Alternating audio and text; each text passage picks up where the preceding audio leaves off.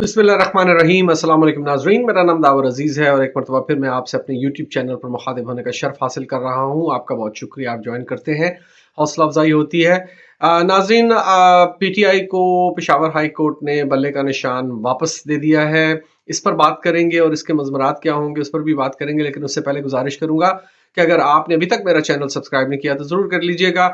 इससे हौसला अफजाई होती है। अगर आप वीडियोज़ लाइक करते हैं, आप उन मेरे तज्जियात से मुत्तफिक होते हैं, तो फिर वीडियो लाइक और शेयर भी कीजिए, इससे बात फैलाने में मदद मिलती है।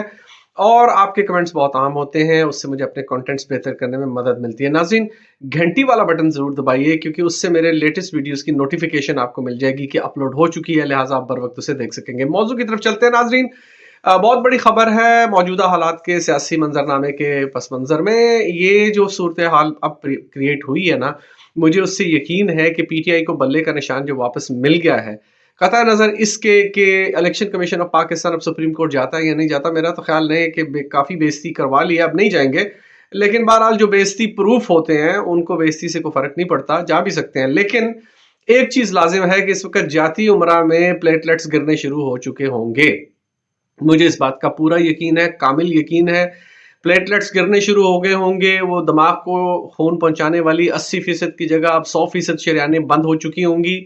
और अंजाइना का भी खुदा ना खास्ता अटैक हो सकते हैं, दिल का 8वां दौरा भी शुरू हो सकता है। ये तमाम काम अब वहां पर हो सकते हैं। क्यों? वो इसलिए कि बल्ले का इंतखाबी निशान इस बात की जमानत है अब कि जितनी मर्जी धांधली भी इलेक्शन में कर ली जाए, अब पीटीआई को इलेक्शन जीतने से कोई रोक नहीं सकता। उसके उम्मीदवार बल्ले के अपने रवायती निशान पर इलेक्शन लड़ेंगे। तमाम वोटर्स, पढ़े लिखे अनपढ़, तमाम बल्ले के निशान को समझते हैं कि ये किसका है, और उस पर इलेक्शन लड़ने वाले उम्मीदवारों को इस वक्त पाकिस्तान के तकरीबन 90% अवाम की सपोर्ट हासिल है। ये बात मैं को हवा में नहीं कर रहा, कोई ऐसे नहीं कर रहा। जितने सर्वेज मैंने देखे हैं, और आप यकीन करें कि दर्जनों सर्वेज मैंने देखे हैं, मैंने जो यूट्यूबर्स मुख्तलिफ सर्वे करवाते हैं वो भी देखे हैं, जो डिफरेंट न्यूज़ चैनल्स सर्वे करवाते हैं वो भी देखे हैं, अवामी राय लेने वाले इदारे जो सर्वे कराते हैं वो भी देखे हैं। और कोई भी सर्वे ऐसा नहीं है जिसमें वोट देने वालों की तादाद सैकड़ों में हो। हर सर्वे में हज़ारों की तादाद में वोट दिए हैं। ये वोट रेंज करते हैं 12-14 हज़ार से लेके 1-1 लाख तक वोट पड़े हैं उनमें। और उन तमाम वोटों का अगर आप सर्वेस का एवरेज निकालें तो पीटीआई इस वक्त तकरीबन 90% मकबूलियत, अवामी मकबूलियत पर खड़ी है। इस सूरत हाल में इलेक्शन में जाना नून लीग के लिए, पीपल्स पार्टी के लिए, फजलुर रहमान के लिए, एमक्यूएम के लिए, बाप पार्टी के लिए, माँ पार्टी के लिए, जो पार्टी का भी आप नाम ले लें, उस पार्टी का इलेक्शन में जाना सरासर सियासी खुदकुशी होगा। मुझे तो इस बात का खतरा है कि पेशावर हाई कोर्ट के इस फैसले के बाद कहीं इलेक्शन ही मुलतवी ना कर दिए जाएं, को बहाना ना बनाया जाए, या खुदा ना खास्ता अल्लाह ना करे कि कोई ऐसा वाकया ना पेश आ जाए या पेश करवा दिया जाए जिसकी वजह से अमन व अमान की बड़ी शदीद सूरत हाल खड़ी हो जाए और इससे बहाना बनाकर इलेक्शन मुलतवी कर दिए जाए। अगर इलेक्शन 8 फरवरी को होते हैं तो इस बात का गालिब तरीन इम्कान है कि पाकिस्तान की दूसरी बड़ी पार्टी नून लीग, जो सुकड़ सिमट के अब 6-7% मकबूलियत पर रह गई है, वो इस इलेक्शन का बाइकआउट कर देगी और बगर्ज इलाज उसके सरबरा नवाज शरीफ दोबारा प्लेटलेट्स गिरने की वजह से, दिमाग की शरियानें बंद होने की वजह से लंदन तशरीफ ले जाएंगे। ये कुछ भी بعید नहीं है। इस सूरत हाल में जैसा मैंने आपसे अर्ज किया, इलेक्शन लड़ना सरासर सियासी खुदकुशी साबित होगा। अब ये बात बहुत सारे लोगों को तो समझ में आ रही है, लेकिन चंद एक ऐसे हलके जो ताकत के नशे में सरचूर हैं, सरशार हैं, बदमस्ती के आलम में हैं, मदहोशी के आलम में है कि उनके पास ताकत बहुत है, अल्लाह करे कि ये बात उन्हें भी समझ में आ जाए, क्योंकि अगर ये बात उन्हें समझ में नहीं आई तो फिर मामलात बहुत ख़राब हो जाएंगे। लेकिन मेरा ख्याल है जिस तरह से मैं इस वक्त हालात देख रहा हूँ, जो आपके सामने भी हैं, अगर उनका तज्जिया किया जाए तो फिर अवामी ताकत एक ऐसी ताकत होती है जिसके आगे कोई बंद नहीं बांधा जा सकता। मुक़्तदरा हल्के भी ये बात जानते हैं कि अवाम की मुखालफत मोल लेके उनकी ताकत उनके किसी काम नहीं आएगी और वो कुछ कर नहीं पाएंगे। उसकी वजह यह है कि आप याद रखिएगा, जो ताकतवर सियासी गैर सियासी हल्के होते हैं वो सिर्फ उसी सियासी जमात को बैक करते हैं जिसकी अवाम में कुछ मकबूलियत हो।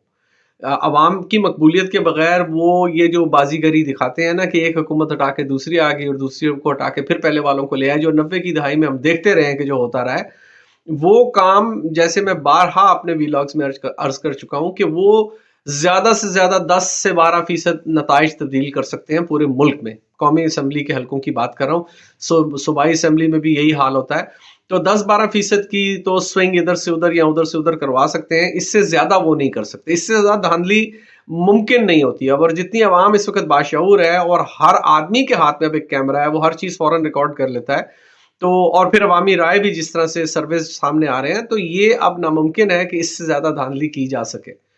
تو اس وقت صورتحال یہ ہے کہ 10-12-15%، 20% دھاندلی بھی کروانے کے بعد آپ اپنے من پسند افراد کو یا جماعت کو نواز نہیں سکتے.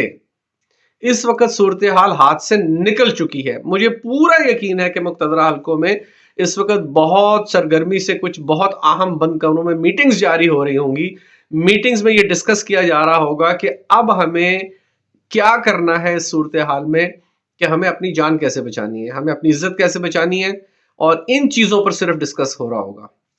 جہاں تک تعلق ہے پاکستان کی سیاسی پارٹیوں کا، فضل الرحمان افغانستان بن بلایا مہمان بن کر جا چکا ہے اور ذلیل ہو چکا ہے. وہاں پر اس کا پول کھل چکا ہے کہ وہ وہاں پر کیا کرنے گیا تھا، کہ آپ میری الیکشن مہم چلنے دیں، ہمیں تنگ نہ کریں، باقی آپ کا جو دل میں آتا ہے وہ آپ کریں.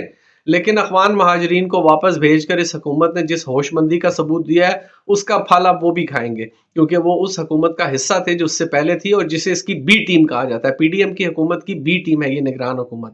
تو اب وہ اس کا پھل کھا رہے ہیں، انہیں کوڑا جواب مل چکا ہے افغانستان سے.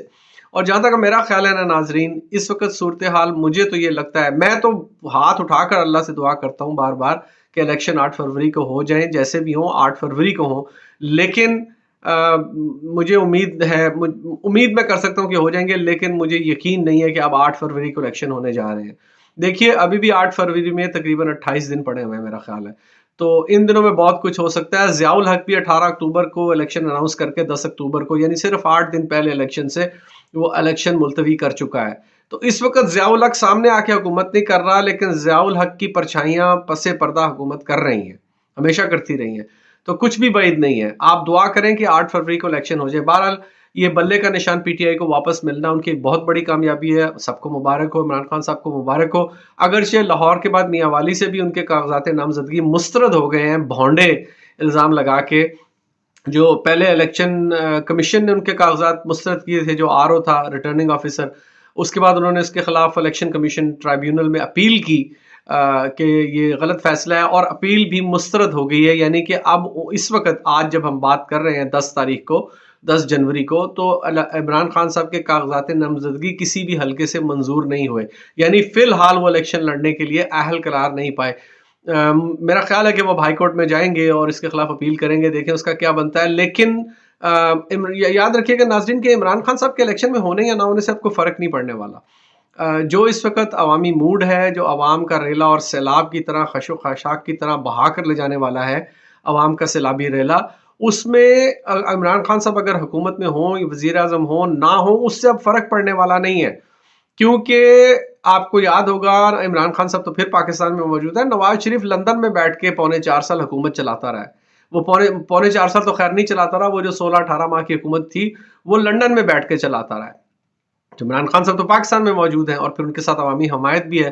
تو میرا نہیں خیال کہ اس سے کوئی اتنا خاص فرق پڑے گا. البتہ یہ ہوگا پی ٹی آئی واضح اکثریت کے ساتھ 2/3 سے بھی زیادہ اکثریت لے کے اگر اسمبلی میں جب آ جائے گی، تو پھر اس کے بعد وہ نظر ثانی کی اپیلیں دائر کریں گے، عمران خان صاحب کے کیسز ختم ہوں گے اور کسی حلقے سے وہ ضمنی انتخاب لڑ کے دوبارہ اسمبلی میں چلے جائیں گے. یہ ہونے جا رہا ہے. بہرحال بہت بری خبر ہے پی ٹی آئی کے مخالفین کے لیے، ان کے بدخواہوں کے لیے، اور جو عوام کا ایک چھوٹا سا، انتہائی چھوٹا سا ایک طبقہ رہ گیا ہے جو اپنی دھن میں مست ہیں، اور جو ایک غاصب، لٹیرے اور چور اور پاکستان سے منی لانڈر کر کے جائیداد بنانے والوں کے حمایتی ہیں، ان کے ووٹر اپنے آپ کو کہتے ہیں. ان کے لیے بہت مایوسی کی بڑی بری خبر ہے. مائی کنڈولنسز ٹو دیم. لیکن یہ ہے کہ ایک پلان انسان کرتا ہے اور پھر ایک پلان اللہ کا ہوتا ہے، اور پلان صرف اللہ کا ہی کامیاب ہوتا ہے. آپ کو اب یہ بات سمجھ جانی چاہیے. اتنی ساری نشانیاں دیکھنے کے باوجود بھی کہ ایک طرف ایک شخص کو کس طرح سے لندن سے शाही प्रोटोकॉल के ज़रिए से लाया गया, शाही तरीके से रखा गया, बादशाह सलामत की कुर्सी पर बैठाया गया, जिस तरह से धड़ाधड़ उसके लिए तमाम रास्ता साफ किया गया। लेवल प्लेइंग फील्ड तो क्या, फील्ड ही उसके हवाले कर दी गई कि जो मर्जी करता फिर इसमें। उसके बावजूद अगर अब ये हाल है अवामी हमायत का, अवामी राय का, और फिर जिस तरह से पेशावर हाई कोर्ट ने एक इंतहाई जुर्रतमंदाना दलेराना फैसला किया, उसके बाद इन लोगों को अगर अभी भी समझ नहीं आती कि हक क्या है और बातिल क्या है, तो फिर मैं इनको शाबाशी दे सकता हूँ, इनकी अकल पे मातम कर सकता हूँ। बहरहाल पेशावर हाई कोर्ट का बड़ा जुर्रतमंदाना फैसला है, उन्हें भी इस बात पर सैल्यूट है कि इस जो कचरा और गंदगी के माहौल में जो हमारी अदालतों ने फैलाया हुआ है, अगर कोई खुशबूदार हवा का कोई झोंका, कोई लतीफ़ फरहत बख्श झोंका हमें देखने को मिल रहा है, तो पेशावर हाई कोर्ट हमारी उसके लिए शुक्रिया की मुस्तहिक है। नाज़रीन, मैं वीलॉग ख़त्म करने से पहले एक मरतबा फिर गुजारिश करूँगा कि अगर आपने अभी तक मेरा चैनल सब्सक्राइब नहीं किया तो ज़रूर कर लीजिएगा। अगर वीडियो से आप मुत्तफ़िक होते हैं मेरे तज़िये तो लाइक एंड शेयर भी कीजिए, बेल आइकन दबाइए नोटिफिकेशन के लिए, और आपकी राय हमेशा मेरे लिए बहुत मुक़द्दम है, उससे मुझे वीलॉग का कंटेंट बेहतर करने में मदद मिलती है, तो कमेंट्स भी ज़रूर दीजिएगा। फ़िलहाल इस वीलॉग से इतना ही। इंशाल्लाह अगले वीलॉग में बात करते हैं। मैं आप सबके लिए दुआ गो हूँ, आप मेरे लिए दुआ कीजिए। पाकिस्तान हमेशा जिंदाबाद।